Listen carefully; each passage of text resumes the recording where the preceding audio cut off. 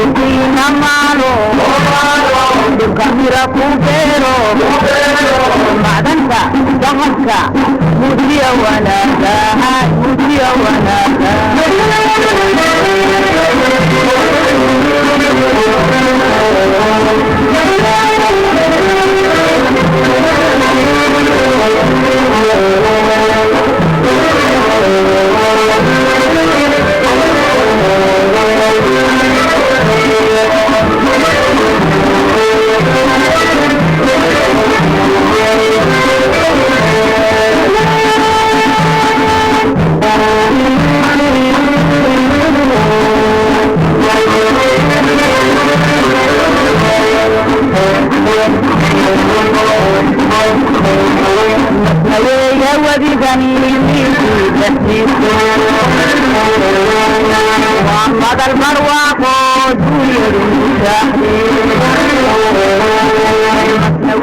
kulanti wacan daawadayaal ku soo dhawaada barnaamijka ardayga Jubbaland oo ah barnaamij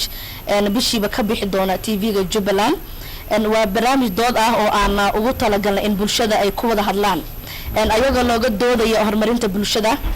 xogogna lagu kala qaadanayo si kor loogu qaado howlaha kala duwan ee deegaanada Jubbaland ka socda hadaba maanta doodeena ayaa ku saabsan doorka ganacsatada Jubbaland ee kaga aadan maalgashi ay ku sameystaan deegaanada Jubbaland gobolada Jubbaland waa dhul beereed aad u baaxad weyn dhihid leh xeebihiina diyaar yihiin wabina uu maro ammaankooduna haatan yahay mid wanaagsan marka laga reebo deegaano yar oo aan wili soo galin gacanta dowlad goboleedka Jubbaland hadaba qodobkeena dooda oo ah doorka ganacsatada Jubbaland ee kaga aadan dib u dhiska deegaanadaasi ayaa waxaa nagala qayb galaya Sheikh Maxamed Ibrahim Shakuul oo ah maamulaha shirkadda Al-Bushra isla marhaantana maanta inoo suurto galin hotelka Al-Bushra City ana barnaamijkan aan ku qabsano General Yusuf Hussein Cismaan Dhuumaan wuxuu ahaa hore taliyihii ciidanka xooga dalka Soomaaliyeed xilal kala duwan wuxuu ka soo qabtay dawladda federaalka Soomaaliya imankana waxa uu kamid yahay saraakiisha dawlad goboleedka Jubbaland ee doonaya inay dib habeen ay ku sameeyaan ciidamada daraawiishta ee maamulka Jubbaland waxaa sidoo kale nala jooga Xasan Cabdullaahi Cumar Karate waa madaxa raadiyoga Ogaal iyo milkiilaha intuba waxa uu raadiyogaas ka howlgalaa dalka Canada waxa uu kamid yahay qurba joogta iminka doonaysa in deegaanada Jubbaland maalgashiyo kala duwan ay ku sameyso waxa uu caan ku yahay dhanka meediyaha sidoo kale waxa mahad gaar ah aan ugu celinayna ka soo qaybgalayaashan gacan weyn ay ka geystay jaaliyada Soomaaliyeed ee Jubbaland ee ku dhaqan dalkan Kenya hadaba doorka ganacsatada Jubbaland ee kaga aadan dib u dhiska deegaanadaasi ugu horeen Maxamed Ibrahim Shakuul waxa uu kamid yahay ganacsatada Jubbaland وانا معمولها جودة شركة Al-Bushra أو شركة كشقيسة أرمها أمر اسموينك وجهرن وحد شرحات نقصيسا ومحي مالقش لو بهاي هاي إن لقصة ما ديجانا الصلاة والسلام على رسول الله أما بعد وأنا مهد علينا يا نمعة يو تي في Jubbaland نوصل أبوالي كلن كان ولو بهاي هاي فدية سيدنا وكلا بالشدة سوي معنا لو تشنا يا لو هذا هذا marka aad iyo aad baad u mahadsantihiin inta kadib runtii mowduuca maanta laga hadlayo waa mowduuc aad iyo aad muhiim u ah waana mowduuca aasaas u ah horumarka deegaan walba iyo dad walba Jubbaland sidaynu ognahay waa dhul barwaaqo ah oo ay isugu yimaadeen dhammaan waxyaabihii nolosha bini'aadmiga u baahnaa wuxuu leeyahay wabiyadii taamicnaheeduna waxa weeye wuxuu leeyahay beerihi meesha wabi haduu joogo ama ka jiro waa beerihi marka waa wabiyadii waa beerihi waa badii oo dekedaheedii iyo kalluumaysigeedii iyo macdinteedii kala duwaneyd ah waxa uu leeyahay xoolihii noolaa waxa inta dheer urbankii ama magaalooyinkii maaragtay dhisnaa marka waa deegaan la oran karo Allah subhanahu wa ta'ala wuxuu ku manaystay wax kasta oo bini'aadmiga naflaydu ay u baahan tahay marka waxaan dhihi karaa waa meel aad iyo aad muhiim u ah taa marka waxay keenaysaa in dadka Soomaaliyeed khaasatan Jubbaland inay isku taxallujiyaan sidii dalkooda u maalgashan lahaayeen waxaan aaminsanahay ganacsatadu hoon anigu ugu horeeyay inaan ka gaabinay waxaan aaminsanahay fursad weyn inay jirto runtii oo jaanib walba hadday tahay dhinaca ganacsiga kala duwan ee warshadaha hadday tahay dhismaha iyo dhoolka hadday tahay maxaan ku idhaahdaa waxa la dhoofinayo commoditieska dhammaan fursadahaasi waa jiraan waana muuqdaan marka waajib baana ka saaran ganacsatada haddii ganacsatada deegaan walba u dhalatay ay isxilqaami waayaan oo ay dalkii iyo meeshay ka yimaadeen ay intay dib ugu noqdaan ay maal gashan waayaan yaa laga sugayaa marka inuu dalkii uu maal gashado runtii marka waxaan aaminsanahay waajib weyn iyo mas-uuliyad weyn baa naga saaran dhammaantayo fursad baana jirta runtii aad iyo aad qaali oo aniga sida ii muuqato sababtoo ah waxaa jira adduunka waxa la yidhaahdo soo kala hormar ama carabiga waxaa lagu yidhaha alasbaqiya qofba qofku ka horeeyo haddii marka jaaniskaagu aada hormarto ood ganacsigii ku hormarto waxaa weeye heer baad ka gaaraysa hadda mathalan kenya oo kale hadda ninkii yidhahda ganacsi baan ka samaysanaya yacni competition ama tartan wuxuu gelayaa aad iyo aad u daran oo ay adag tahay inuu uusan kuba guulaysaninba laanna waa meel saturated ah oo yacni buux dhaaftay laakiin jubbaland wax badan baa ka bannaan marka ganacsatada waxay ahayd in la isku laayo laakiin waa naf jecel lahay markii waxbaa la qarxiyo la yidhaha ama waxbaa la dilay ama waxbaa si la dhaho yaa dib loo wada guranaya marka taana waxay ka mid tahay waxyaabaha keenaya cagajiidka xagga ganacsatada ku yimid marka aad iyo aad baan arrintaas maaragtay naftayda iyo ganacsatada soomaaliyeed oo dhan aan ugu dhiirigelinaya arrintaa iyada insha allahu tacaala waa mahadsantaha aad ayuu umahadsan yahay sheekh maxamed ibraahim shakuul jenaraal yuusuf xuseen cismaan dhuumaan waxaad ka mid tahay saraakiisha maamulka jubbaland sida uu ka dhawaajiyey shakuul marka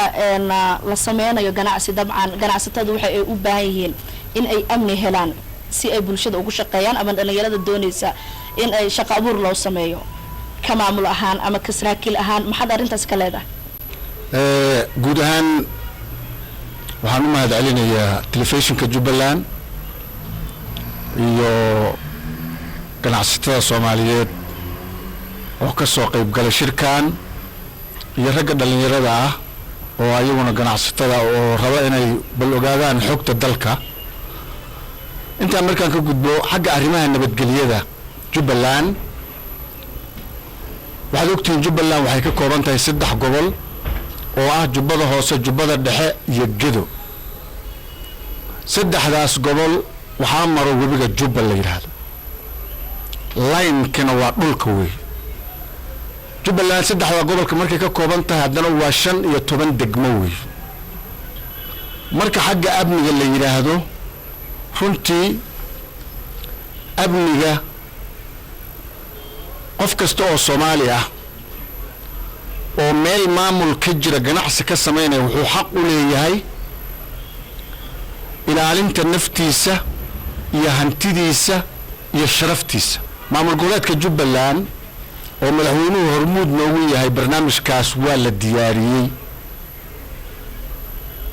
magaalo madaxda ku meel gaarka ah oo hadda lagu shaqeynayo inkastoo ay noqon doonto magaalo ganacsi ah oo mar dhow aanu ka guuri doono oo degi doono bu'aala la degi doono ama jubbada dhexe la degi doono laakiin hadda waa ku meel gaar laakiin waxaa la diyaariyey si arrintaas qofka muwaadilka uu xaq ugu yeesho ciidankii arrintaas ka shaqayn lahaa waa la diyaariyey oo ah in la tababaro ciidankii marka u horeysa in la ogaado maamul goboleedka inteebuu ciidan qaadan karaa tiradu waa la jaangooyey degmooyinka intay qaadan karaan waa la jaangooyey amniga see looga shaqayn karaa waa la jaangooyey talisyada loo samayn kara maxay tahay waa la jaangooyey barnaamijkaas marka taasi waxaa la mid ah ninka dhalinyarada ah haddii aadan wax barin oo aadan barin xuquuqda dadka uu ku leeyahay sida wax loo ilaaliyo tababar aan la siinin shuruucda u degan dawladda aan la barin maxaa qaabka kala dambeynta aan la barin dawaa hadda wax aad ku qaban kartaba maleba waxba lima barin hadduu ku yiraahdo markii maxkamadda la keeno gar buu leeyahay saa daraadeed nabadgelyada marka waxaan rajaynaynaa haddana aad iyo aad bay u fiican tahay meel fiican bay maraysaan oo ciidanka ama dawlad goboleedka jubbaland way isku tashatay oo ka ciidan ahaan waxaa kaloo jira ayadana oo la diyaariyey ciidanka isagana federaalka ah oo isku dhaf ah oo Soomaaliya oo dhan ka kooban ayaa ayadana xarun kule meesha ee maamul goboleedka Siko ciidamadaas oo dhan waxaa loo diyaarinayaa ama waxaa loo tababarayaa inay dalka cadowgana ka saaraan amniga iyo kala dambayntana soo celiyaan qofka Soomaaliga ana uu dareemo gurigiisa uusan walwal ku seexanin hantidiisana aan la dhicin aad iyo aad baad u mahadsantiin generaal intaadan ka bixin dowlad goboleedka Jubbaland maxay tahay mas'uuliyadda ka saaran sugidda amniga dadka ganacsatada doonaya inay maalgashi ka sameystaan deegaanadaasi bal adigoo qeexay maxay dowladda u haysaa waa mahadsantahay nimco annagu horta ilaahay subxaanahu wa tacaala ayaa wax badbaadiyo annagu horta marka hore waxaan dhiirigelinaynaa ganacsadayaasha waxaan leenahay dalkiina maalgashada waa barwaaqe waxaan isleeyahay meesha keliya oo maxaan ku idhaahdaay nooc walba laga heli karo weeye waxaa ii haray xagga amniga waxaan ugu talagalnay ilaahay subxaanahu wa tacaala annagoo la kaashanayno in qofka hantidiisa iyo naftiisa iyo maalkiisa iyo sharaftiisa intaba aan u samayno ciidan ka shaqeeyo oo habeen iyo maalin heegan u ah xadgudubna aan samaynin shuruucdana la baro dalka iyo waxa uu yaallo taasaan ugu talagalnay waa maadsanta aad ayuu mahadsan yahay jenaraal dhuumaan xasan cabdullaahi cumar karate waa madaxa raadiyoga ogaal ahna milkiilaha raadiyogaasi waxa uu ka mid yahay qurba joogta deegaanada jubbooyinka ka soo jeeda dhawaan ayuu halkaasi ka yimid waxa uu doonaa inuu arimo badan uu halkaasi ka sameeyo doorka qurba joogta ee dib-u-dhiska deegaanadaas maxay tahay bismillaahi raxmaani raxiim marka hore waxaa mahad iska leh allaha awoodda leh ee noo suurtageliyay inaan isu nimaadno mar labaad waxaan u mahad celinayaa TV-ga caalamiga ee Jubbaland State iyo walaashay Nimco Xasan oo barnaamijka noo daadihinaysa mar saddexaadna waxaan u mahad celinayaa jaaliyadda Jubbaland ee Kenya oo ayagu suurtageliyay in tira intan la eg muddo yar ay ku soo abaabulaan marka walaalayaal waxaan ku salaamay salaanta islaamka assalaamu calaykum waraxmatullaahi wabarakaatuh anigu waxaan dhawaan ka imid kismaayaan ka imid waxaan ka qayb galay caleemasaarkii madaxweynaha Jubbaland mudane Axmed Maxamed Islaam oo runtii caalamku uu si weyn uga soo qayb galay oo waliba caleemasaarka kadibna ay habeenna sii seexdeen waxaan ka wadaa bulshada caalamka ee ka soo qayb gashay oo ahayd tiro shir ka soo qayb gasha tii ugu badnayd markay noqoto igad iyo beesha caalamkaba runtii waxay wada qireen ammaanka magaalada Kismaayo oo ah caasimadda ku meel gaarka ah inuu aad u wanaagsan yahay qiritaankaasi kuma imaanin sahal kuma imaanin waxaa suurtageliyey dowladda Jubbaland iyo ciidanka Jubbaland ayaa suurtageliyey runtii haddaan u soo noqdo qodobka ganacsatada iyo doorka ay ka qaadanayaan horumarka Jubbaland ganacsatada Jubbaland ma aha oo kaliya markii ugu horeysay ganacsatada Jubbaland waa kuwii hirgeliyay ama ku dadaalay in dowladda Jubbaland ay dhisanto haddaan tusaale ahaan u soo qaato JCC oo ayagu shirarku intay u socdeen oo dhan maamulkii iyo maalgelintii ka qayb qaadanayay iyo bulshada Jubbaland u dhalatay oo ayagu dadweynaha iyo shacabka iska kaashanayay iyo ciidankooda ayay ahaayeen kuwii suurtageliyay maanta Jubbaland nabadgelyada sugaysa shacabkeedana maamulaysa in maarta ay istaagaan marka ganacsatada mar walba ayagu doorkooda way ka qaataan hadafkooduna aad u wanaagsan yahay laakiinse kuwa hadda horumarkii loo baahnaa hadday noqon lahayd maalgashigii, hadday noqon lahayd shirkadihii, hadday noqon lahayd shaqo abuurkii loo baahnaa oo ganacsatada waaweyn oo maanta uu Sheekh Shakuur nagala fadhiyo maalgelintii ku samaysan lahaayeen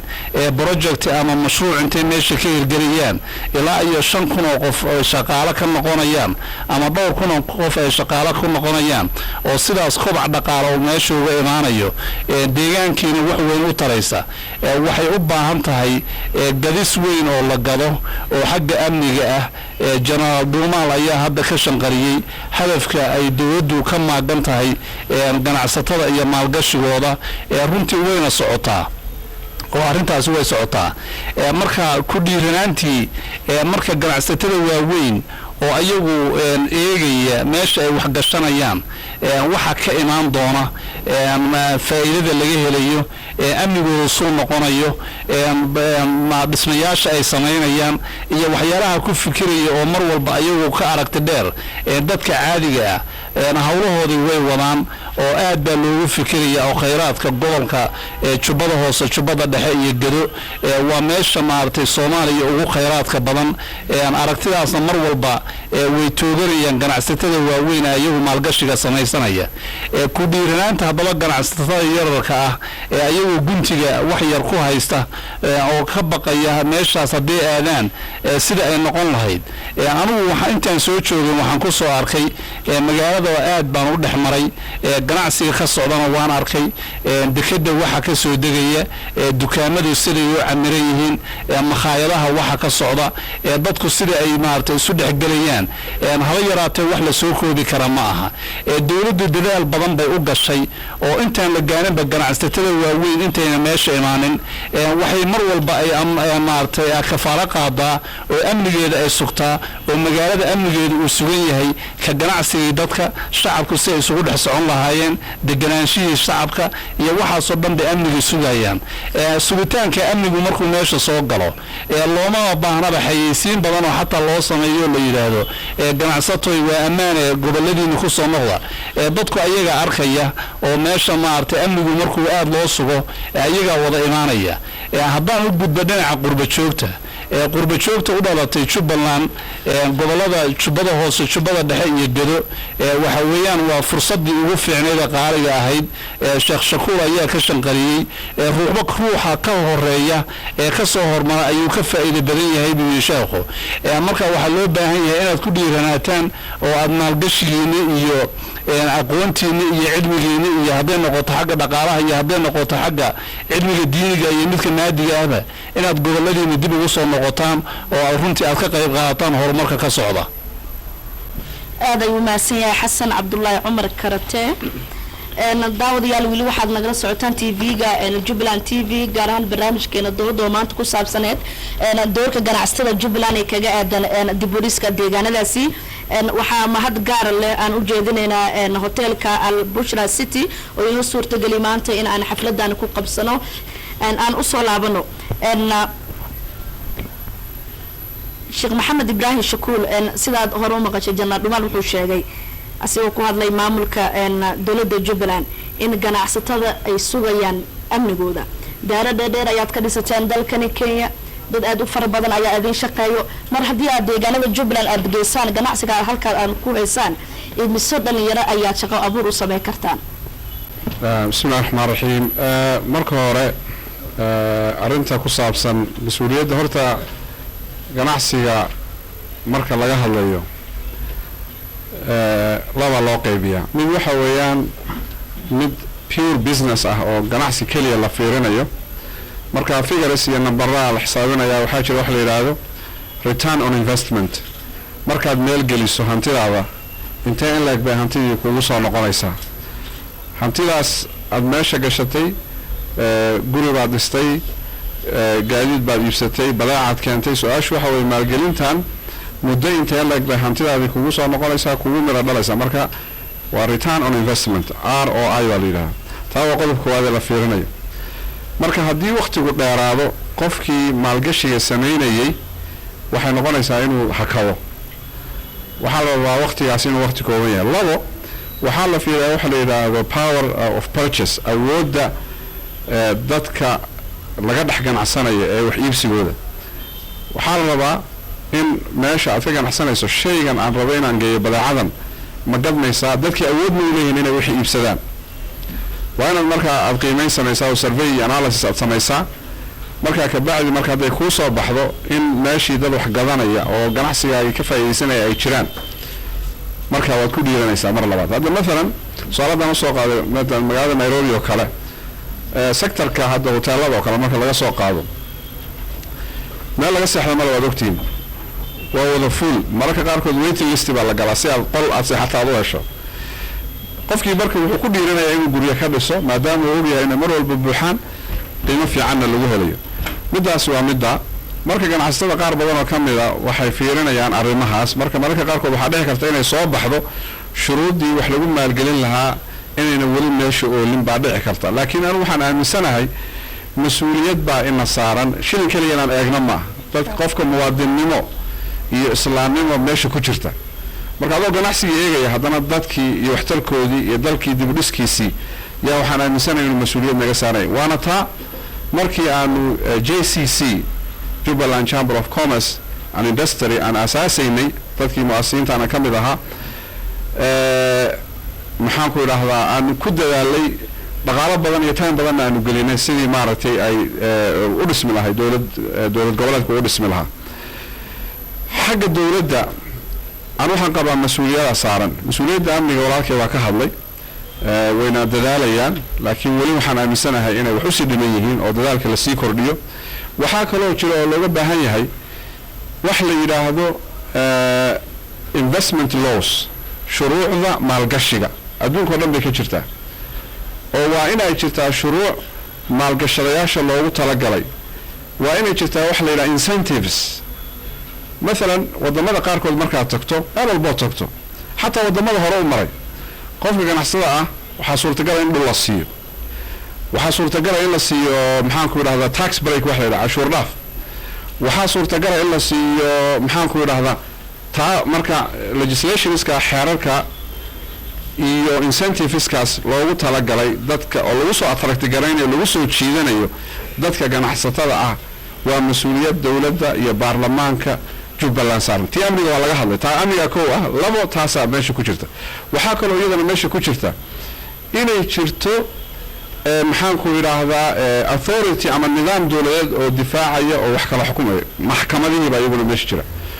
haddii meesha laisku qabsado oo meel walba ay ka dhacdo ku qasaari mayside oo dhulkaagii lagugula qabsado oo dukaankaagii lagugula qabsado oo waxaad waddo oo dhan lagugula qabsado ma ku dhiiranaysid marka waa inay jirtaa maxkamado civil courts ama criminal courts labada way noqon karaan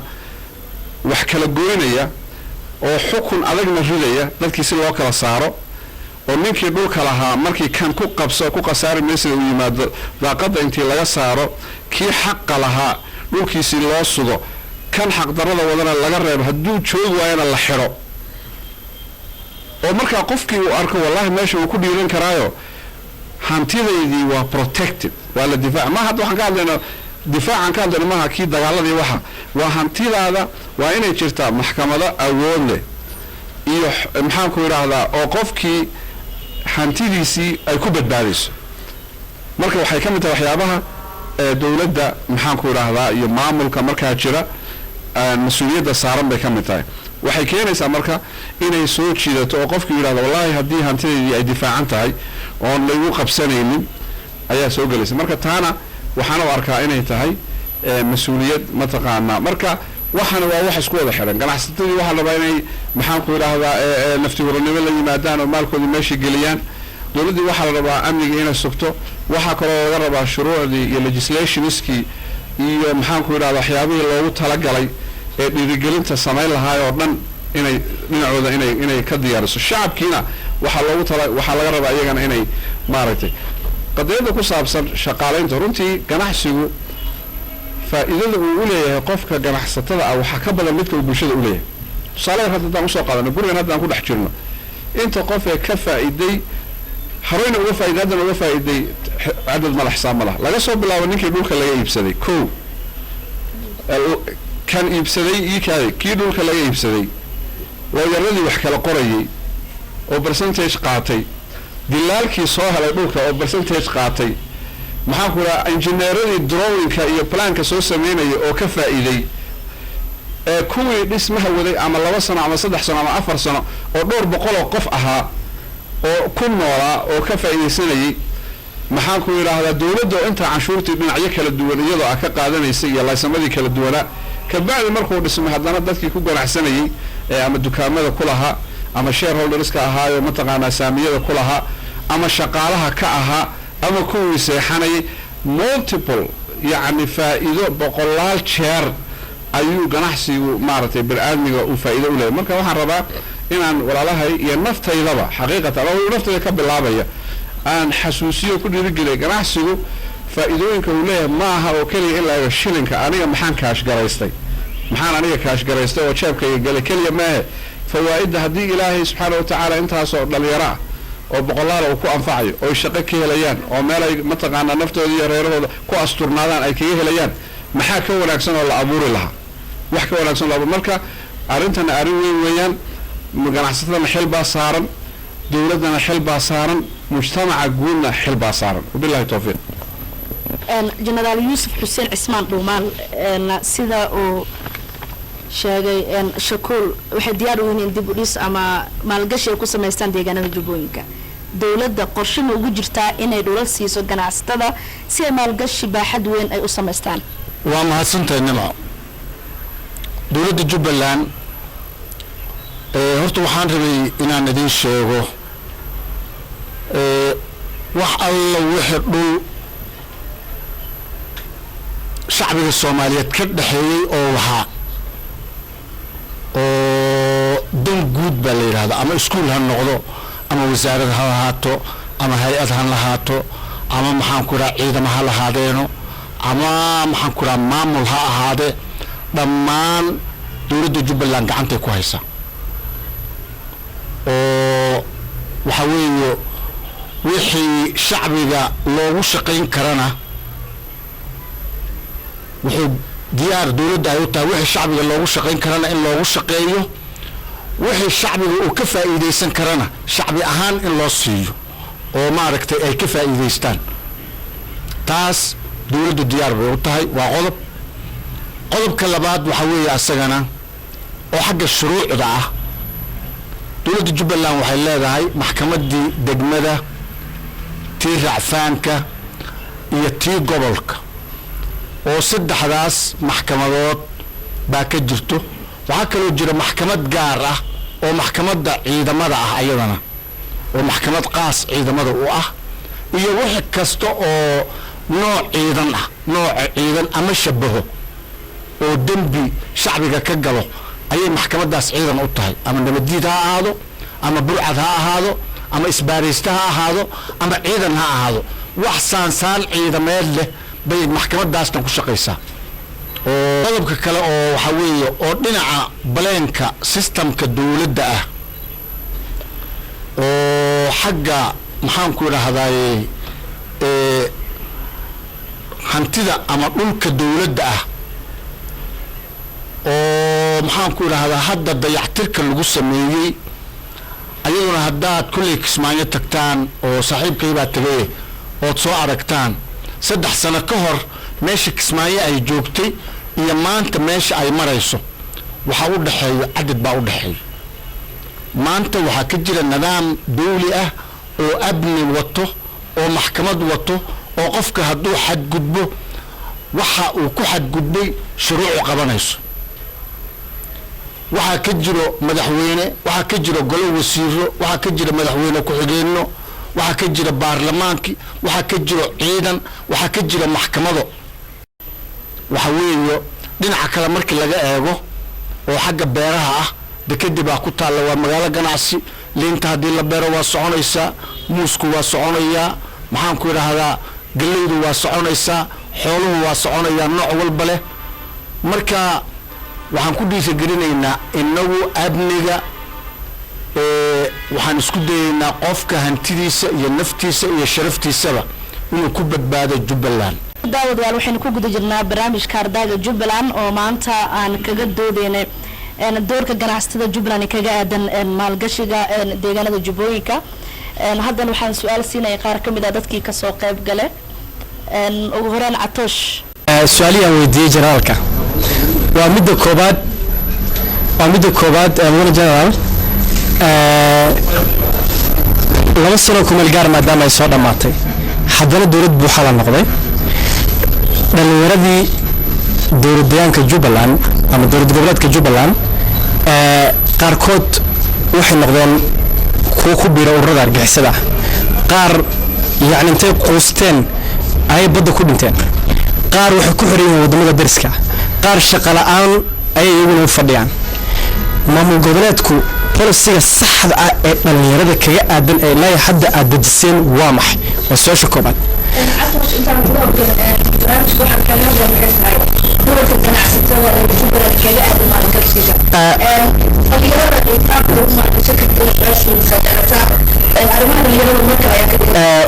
waa mahadsantahay nimco maadaama generaalku dowladda nagala joogo waxaan jeclaan lahaa in su-aalaha dowladda khuseeya aan weydiiyo ganacsigana waan soo gelin doonaa su-aasha labaad aan ku weydiin lahaa waxaa waaye oo ganacsiga ku saabsan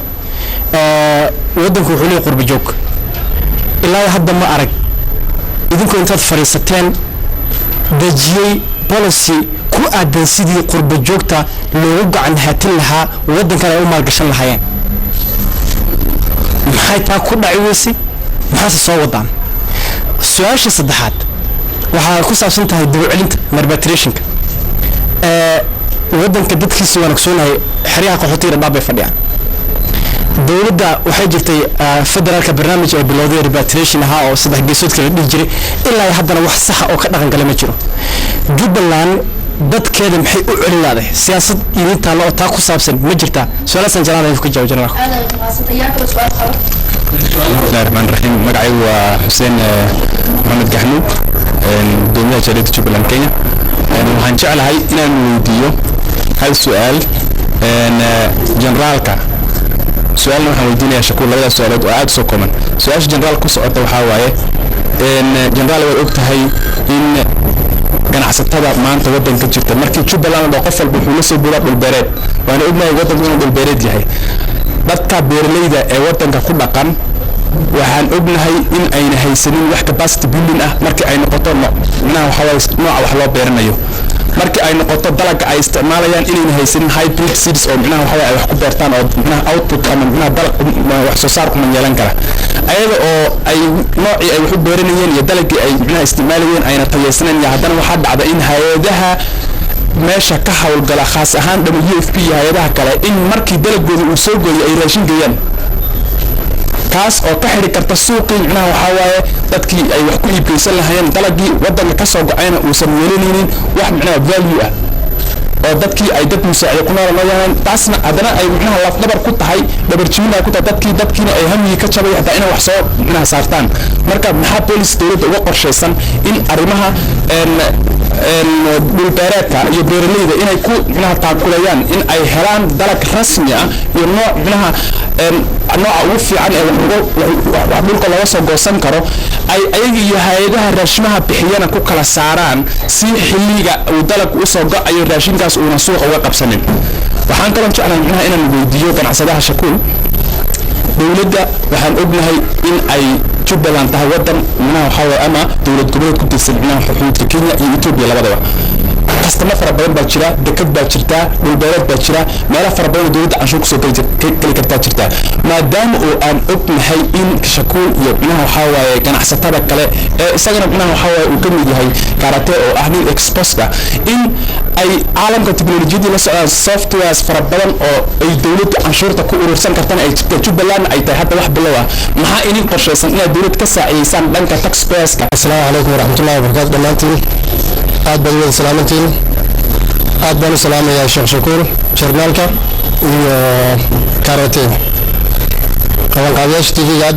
buu mahadsan yihiin dhammaantiin anigu su-aashaan qabo waxay tahay mid aad u kooban maadaama oon nahay dhallinyaradii ka soo jeeday gobolka haddiiba aanu soo qorshaysanno inaanu xagga ku samayna ganacsi hantidaadannaduna aad u yar tahay waddankiina aad ogtihiin qaar aan la qabanin oo qaar weli ay nimankii kala joogaan sideed u aragtaan bilaabidda iyo xoreynta waddanka inta ka dhiman waayo waxay ku yeelan kartaa ruuxii hamigiisii ahaa isagoo lacag yar wata lacagtiisii yaray hadduu meeshii geliyo nimankii cadowgaana ay bannaankii taagan yihiin anytime wuxuu isdhihi karaa nimankan hadday soo galaan lacagtaada gubatay marka intaana lacagtaanadii gelinin nimankaas meesha taagtaagan goormaa laga saari dhulka intiisa hadhay goormaase la bilaabi xoreynta gobollada intooda dhiman bismillaahi raxmaani raxiim su-aasheedu waxaa ku socotaa magacayga waxaa kamaal maxamed amre su-aasheedu waxay ku socotaa mr dhumaal maadaama ganacsiga koowaad ee jubbaland ka bilaaban uu yahay mid dalka iyo deegaanka iyo degmooyinka isku furfuraya aad adoo haddaad ka tagto kismaayo ama aad degmo kale aado dhexda ay joogaan nimanka cadowga ah maxaa dowladda ugu qorshaysan atooshow waa mahadsan tahay su-aalahaadana waa muhiim waaye runtii waana kuwo waxgal ah oo loo baahan yahay marka hore mar horaan sheego waxaan idhi cunugu markuu 3 jir yahay intuu wuxuu awood leeyahay waad garan kartaan waxaad ogtihiin dagaalaha ka dhacay markii kooxaha nabadiidka laga soo tago dagaalo kale ayaa ka dhacay kismaayo waad ogtihiin si loo dhowro ama dadka jubbooyinka degan ay nabadna u helaan kalsoonina loo helo ayaa wuxuu madaxweynuhu intaa u sameynayay maxaan ku idhaahdaaye in dib u heshiisiin la sameeyo in gogol la sameeyo in dadka la qanciyo barnaamijkaas horta wuxuu leeyahay culayskiisa iyo miisaankiisuu leeyahay dhinacaas markaad ka fiiriso taas waa qodob weeye qodobka kale waxaa weeye oo ah muxuu ahaye xagga dhalinyarada Soomaaliyeed waan u baaqaynaa waana u yeeraynaa masalan waxaa nooga qorshaysan hadda dhalinyarada hadda aan xareynay oo 200 ah kulli waa gobollada Jubbaland bay ka tirsan yihiin ilaa 600 gobollada Jubbaland bay ka tirsan yihiin waa ninkii doonayo inuu qori qaato oo askarinimo maro oo dalka difaac taas waa diyaar waxa kale oo diyaar ah ilaa 200 oo arday oo dhalinyaro oo dugsiyada sare ka baxday yaa waxaan u direynaa leeyli sarkaal wadamada deriska aan ahayn oo maxaan ku idhaahdaaye ama wadamada carabta oo kale ha noqdaan sida Masar imaaraadka carabta iyo dalalka kale oo maaragtay noo tababari karo si uu u noqdo ciidankii hogaamin uu helo dhalinyaradiina maxaan ku idhaahdaa ay uga faa'iideystaan taasna waa qodobkaasna intaas weeyo qodobka kale waxa weeyo isaguna oo ah qurbo joogta te haddaba dhalinyaro ha noqdeeno ama gabdhaha noqdeene magaalada Kismaayo inta ka ganacsato ugu badan waa dadka qurbo joogta ah weey saaxiibkay uu soo arkay hoteelada kuwa u furan yihiin ganacsadayaasha maxaan ku idhaahdaa ha noqdeeno noocyo kasta NGO ha noqdeeno yacni dadka aqoonta lahaa inta badnayd way ku soo noqdeen meesha waana ka ganacsanayaan ama xafiis ha ahaadeen ama ganacsi caadi ha ahaadeen waxa kale oo baleenka dawladda ku jiro waxa madaxweynuhu hadda amray in la dhiso kun guri oo bacadla ah oo looga faa'iideynayo inay dadku ku ganacsadaan oo la yiraahdo muxuu ahaa xarunta ganacsiga bacadlaha Jubbaland la yiraahdo waxaana laga sameyn doonaa dhulka dawladda oo gacanta ay ku hayso hadda ayaa laga sameyn doonaa markii la dhisana hadhow dadka kale yar baa laga qaadaya waa la siinaya oo maxaan ku idhaahdaa meesha hadda Nairobi oo kale la yiraahdo si horumariyo 3 bilood oo dhowr boqol ah waxa laga yaabaa in maxaan ku idhaahdaa 500 meelaha si horumariyo la yiraahdo oo qofku qolkiisa ka helo ganacsigiisa uu ka helo oo wadana dhalinyarada waxa weeyo waxa kale oo jiro dawladii weli madaxweynuhu ma dhisin wasaaradii waa la dhisaya wasaaradaha markii la dhiso shaqaala jirahayo shaqaaluhu imtixaan baa loo galaya dhalinyarada marka Kenya joogto reer Jubbaland wax baratay ka qayb galay imtixaanka gala wasaaradaha agaasimo waax iyo maareeyo iyo maxaan ku idhaahdaa shaqaale iyo wax walba ka noqdo wasaaraduhu waa badan yihiin dhowr iyo 20 wasaaradood markii la dhiso intaasoo shaqaale midka dhulka xaaqo ilaa midka agaasimaha ilaa midka wasiirka markii laga bilaabo way u furantahay dadka reer Jubbaland oo aqoon-yahanada way u furantahay taasna waa qodob weyn daawadayaal waxaan ku guda jirnaa barnaamijka ardayga Jubbaland waxaan kaga hadlaynaa doorka ganacsatada Jubbaland kaga aadan maalgashiga deegaanadaasi Sheekh Maxamed Ibrahim Shakuul su'aasha ku weydiinaya waxay tahay qaabka loo wajihi karay maalgashiga ma in warshado la dhiso garoomada diyaaradaha la habeeyo beerihii dhalinyarada shaqo abuur loo sameeyo isbitaalada la dhiso qaab sidee ah ayaa ugu fudud in maalgashi loo sameeyo horta wax ka xiran ma jiro ganacsi hadda gooniyo la leeyahay ama dadka lagu dhiirigelinayo la leeyahay kaasa fiican culays saara ama ka daay wax la ma jirto ganacsigu waa xawaysa soo garab socdaa Jubbaland saa aniga aaminsanahay field walba ama nooc kasta oo ganacsi uu ka banaanyahay marka kii warshad abuuraya iyo kii dukaan furaya iyo kii guri dhisaya iyo kii kalluumaysanaya iyo kii beer maxaan ku yiraahdaa falanaya intaba way u furan tahay mana aha wax gooni ah oo hadda mataqaan nin walba meeshu ka yaqaan ganacsiga dadka hadda halka wada fadhiya ninba wuxuu ka ganacsadaa marka waxaan dhihi lahaa wax gooni ah ma jirto waxa kale oo ku darayaa potentialka marka laga hadlayo Puntland ama awoodda Jubbaland ama awoodda ganacsiga leedahay waxa kamid ah oo meel walba ay dheer tahay waxa kamid ah waxay daris la tahay 40 milyan oo qof oo Kenyana waana market aad u weyn dhinacna Ethiopia oo 90 milyan ah ay ku dhagan tahay ganacsiga iyo badeecada ka soo degta Kismaayo waxa hadii dariiqeedii la sameeyo oo jidka loo furo oo nidaamkii loo dejiyo waxay imanaysaa waqtiga midka Mombasa ka soo dega ayna manin ka hor way ka soo hormaraysaa way uga dhowdahay oo way ka soo hormaraysaa maxaan ku yiraahdaa canshuurtuna way ka dhib yaraanaysaa marka access inay helaan labadan wadan oo marka la isku daro 130 milyan oo qof ay ku nool yihiin fursadda inay ganacsi gaarsiiso Jubbaland ba u furan waana waxaan meel laga heli karin oo gobolada kale ee Soomaaliya inteeda badan ayna heli karin way fursaddaas ay haysataa laba wadan yani inagu mar walba waxaan ka fiirinaa dhinaca siyaasadda marka laga fiiriyo dhinacyo khaldan baan ka fiirinaa bal dhinaca ganacsiga aan ka fiirino yani ummadaas hadda xitaa alaabta badeecada laga keeno way ka raqiisan tahay badeecada Soomaaliya laga keeno badeecada Mombasa ka soo degta way ka raqiisan tahay sida ogtihiin marka fursaddaasina way jirtaa policies bay u baahan tahay nabadgelyo u baahan tahay nidaam bay u baahan tahay marka waxaan leeyahay fursado badan baa meesha ka jira runtii oo u baahan in laga faa'iideysto lagana fakaro nooc walbana qofba meeshu ka soo gaaro ha ka faa'iideysto intay goortaan dhila intaan ka bixin intaan maalgashi la sameeyay maxaa loo baahan yahay in la sameeyo maalgashi inta la sameeyo qof kasta oo maalgashi hawl ku dhaqaaqay wuxuu u baahan daraasad inuu sameeyo waxa ugu weyn ee loo baahan yahay waa inaad daraasad sameeyso ma aha ganacsiga kaliya haddaad guursanayso waa inaad daraasad samayso marka hore haddaad guurayso waa inaad daraasad samayso meeshaad u guurayso aad marka hore daraaso aad ku samayso marka midda koowaad waxa weeye qofkan doonaya inuu ganacsado waa inuu daraaso iyo cilmi baaris ku sameeyaa ganacsiga uu rabo nooca uu yahay capitalkii hantida uu u baahan yahay intee leg buu ku helayaa sidee buu ku gaari karaa ogjoft maxaan ku yiraahdaa budgetna inuu u samaysto way marka daraasadaas ayaa asaasi u ah ganacsi kasta oo la bilaabay Sheekh Shakuul ma jiraan wax mashaariic ganacsi ah oo aad ka bilaabi doontaan dhawaan deegaanada Jubbaland waad mahadsan tahay insha Allah taala waxaan ku tala jirnaa oo hadda daraasadeedu noo socdaa inaan mashruuc fiican oo weyn aan ka bilowno Kismaayo hadii Ilaahay yiraahdo dhawaanna waan tagi doonaa hadii Ilaahay yiraahdo waxaan rajaynayaa mashruuc fiican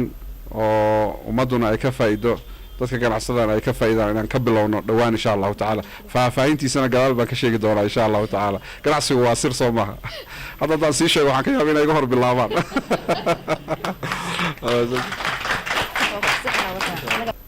daawadayaal inta ayaan kusoo gabagabeynaynaa barnaamijkeena gaarka ahaa ama barnaamijka ardayga Jubbaland oo ah barnaamij bishiiba ka bixi doona hadduu eeba yiraahdo TV-ga Jubbaland waxaa mahad gaara u jeedinayaa sheekh maxamed ibraahim shakuul oo ah maamulaha guud ee shirkadda albushra generaal yuusuf xuseen cismaan dhuumaal oo hore u ahaa xilal kala duwana kasoo qabtay dowladda federaalka soomaaliya ahaana taliyihii ciidanka xoogga dalka soomaaliya iminka waxa uu ka mid yahay saraakiisha maamulka dowladda jubbaland xasan cumar karate waa madaxa raadiyoga ogaal ahna milkiilaha raadiyogaasi wuxuuna ku yaalaa dalka canada aad ay u mahadsan yihiin waxaa sidoo kale aan mahad gaaran u jeedinayaa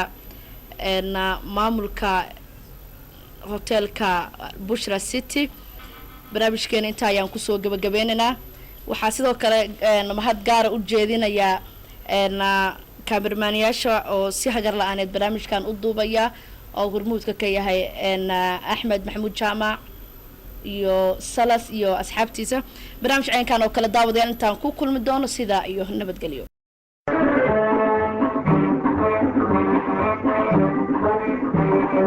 midnima adduunyada lagu wada masooba hadumaan ku laban yahay dadku malama yeeshe